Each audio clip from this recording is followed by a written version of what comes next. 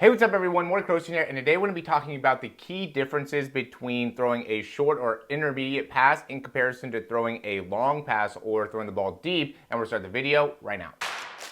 This is the newest edition of the Performance Lab. Reach your individual goals. We don't want to just talk about straight line speed. We also want to talk about your ability to be quick. We break down your video. Let's make you into the quarterback I know you can become.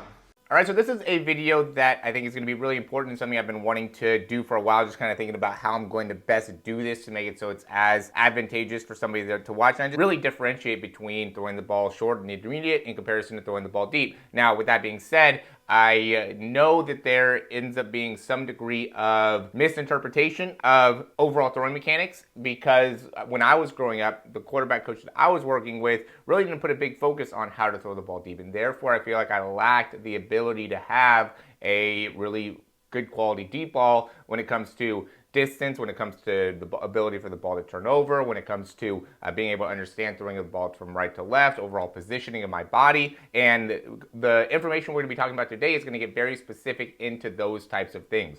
Body position, the turnover, the release. And some of this is just going to end up being, I think, useful information to know and understand. You might not end up having the same results. I think it's important to understand we don't all have the same body type. We're not all going to throw like CJ Stroud. So just because some of these things are what he does doesn't mean something that you have to do. But I do think it's important to see one of the best quarterbacks in the world and how they are able to throw. So the reason I say that is because when we really break this down, when he starts his throw, and I determine that by the time the front hand leaves the ball, to me it's 0.10 until the time the front hand leaves the ball is 0.40. So essentially it takes him only 0.3 seconds to throw the ball, which is a very, very impressive time. And it's about the same when he's throwing the ball underneath. This is a slow motion view, but it's between 0.27 and 0.30. I usually see a lot more time difference between those two things, right? Throwing the ball underneath in comparison to throw the ball deep. But for him, it's not very much of a time difference. And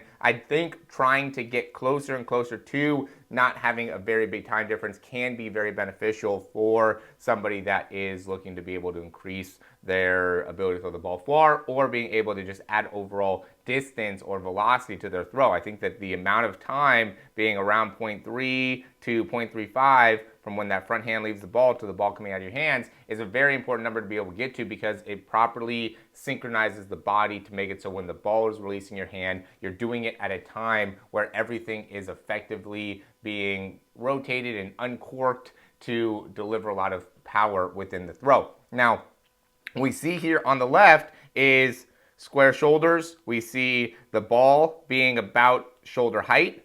We also see a bend in the knee in the back leg, not a huge bend, but a bend in the knee. And we also see a weight distribution of probably, and then this is an estimation based off of the camera angle and things like that, but I would say a lot more of a midline weight distribution. How about we say that? A lot closer to the midline in terms of his weight when that front foot hits the ground, in comparison to where we see the deep ball. Deep ball, the initial load, the ball is below the shoulders. We also see the height of the shoulders changing. We also see the amount of bend in that back leg a lot more. We see a lot more of the upper body transitioning behind that back leg. When we're here, the upper body or the torso is in front of that back leg. We're here, we see a lot of the weight distributed behind the back leg. We also see a lot longer step when that foot hits the ground, right? And when that foot is hitting the ground,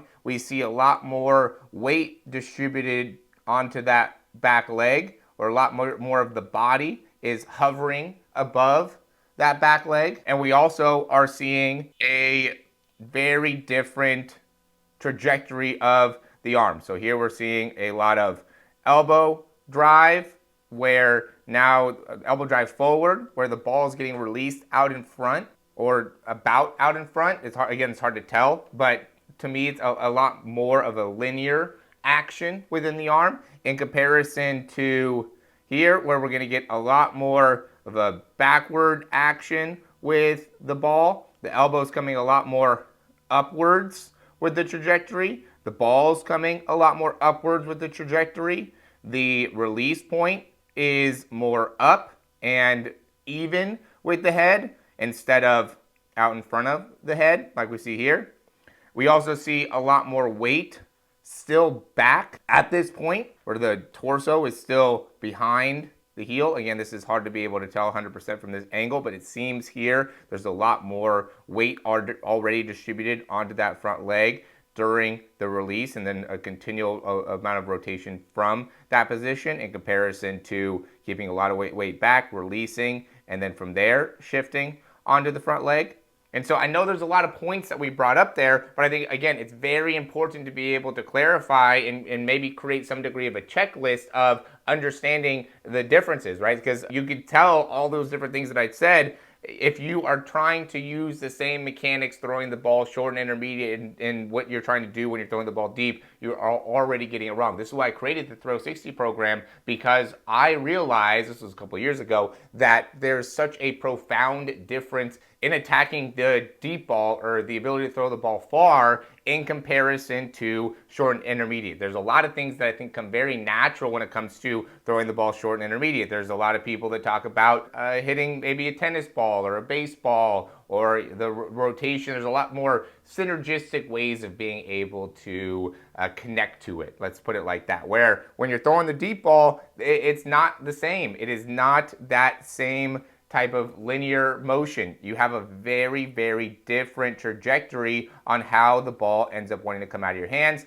The process of the load, the transition of the weight, and how your weight ends up being transferred, and where your weight ends up being transferred, how the ball is leaving your hand, what position the ball is leaving your hand in comparison to your body and your shoulder and your head. I think also the ability to load into your back leg from the beginning, load into the arm from the beginning, all those things are changing from one to the other. So if all those are changing, then we can't be having the same conversations about throwing the ball short and intermediate as we are throwing the ball deep. And that's really the point of the video, is for you guys to really recognize that it is such a profound difference between a short and intermediate throw comparison to a deep throw. And hopefully you guys are able to take this information and utilize the information. And again, there's a lot of difference between different people. You don't have to have the same release time. You don't have to have the same mechanics as CJ Stroud, but we do want to recognize that there are differences, and we see this in everybody. We see this in Anthony Richardson as well. We see this in Josh Allen, Patrick Mahomes. All these guys have differences between the short and intermediate throws and the deep throws, just like it's different when they're throwing on the run, throwing the ball on the run to the right, throwing on the run to the left. There's so many different ways that you have to be able to understand how to throw the ball, that if you just focus on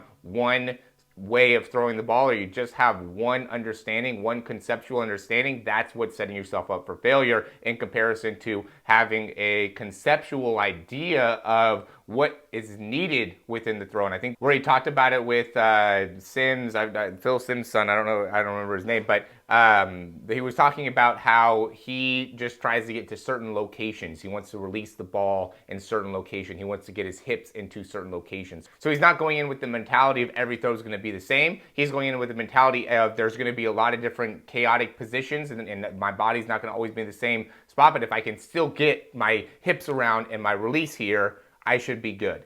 And that concept, I think, is really important to understand when it comes to development as a quarterback, how you can take your game to the next level, and really something we want to be able to offer within our throw program. That's what we want to be able to focus on for you, is what are the mechanics that are going to take you to the next level. Let's master those mechanics and get you on a great understanding, great communication level of those mechanics to really make it so you can get consistent results within your throwing program overall, or within your throwing performance overall. So if this video makes sense to you, you feel like it's going to help you, go and click that thumbs up down below, subscribe to the channel. If you have any questions, comments, or recommendations, you can go ahead and leave those down below. Check out the description. We have some great offers within the description to help you out and help you understand what it's going to take you, to help you understand how to improve your mechanics. I work online. I do a lot of work online. I put a big focus on utilizing the video just like this to be able to make it so you can see the difference between what you're doing in comparison to what the best are doing, so then we can get on the same page of what it is that needs to be worked on, and send over drills, send over workouts, make it so you have a great understanding of